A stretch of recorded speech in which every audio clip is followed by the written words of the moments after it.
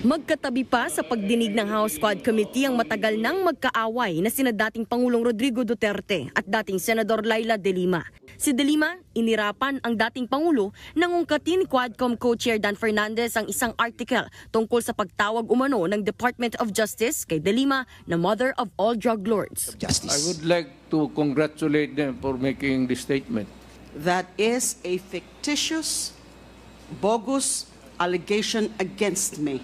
I was cleared of all 3 drug cases. I underwent the whole process. Dumaan po ako sa buong proseso kahit mahirap, masakit para sa akin. Kinulong ako ng almost 7 years na hindi na po nila yan mababalikan dahil sa pagkagalit nung pinaka-mastermind nung pag-persecute sa akin.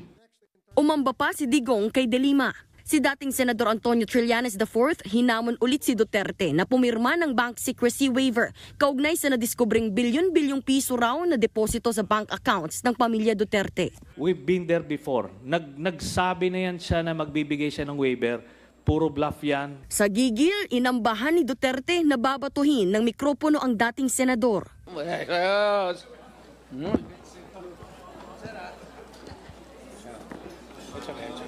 Sabi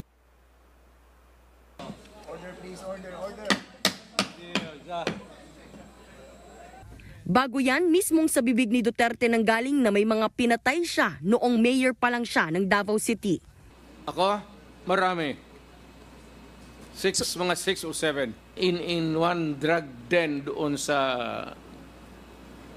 Davao City, 4 na Chinese, pinatay ko talaga. Ang problema, may tinamaan na 2 nagluluto. Sinadya ko talagang patpatayin. Marami akong pinatay na pulis na mag-kidnap, mag-rape, tapos magpatay. Pero ngayong retirado na, sabi ni Digong, Hindi na ako papatay siya. Retired na ako eh. Kung may kasalanan man ako, ayaw kong pumunta ng impyerno. So, ipagdasal mo na lang rin ako, sir, kasi alam mo man talaga na Mr. President, trabaho lang yun. kasabay niyan kinumpirma niyang meron ngang reward system para sa mga pulis kapag nagtagumpay sila sa operasyon. Bigyan ko yan sila ng, okay, I'll give you 20,000. Pag may sobra niyan, magsabi sila, sir, hindi na ubos kasi nahuli ka agad. Sabi ko, inyo na yan. Mr. Chair, Reward. Correct. Very correct. Talagang totoo. At minsan, bigyan ko pa dagdag.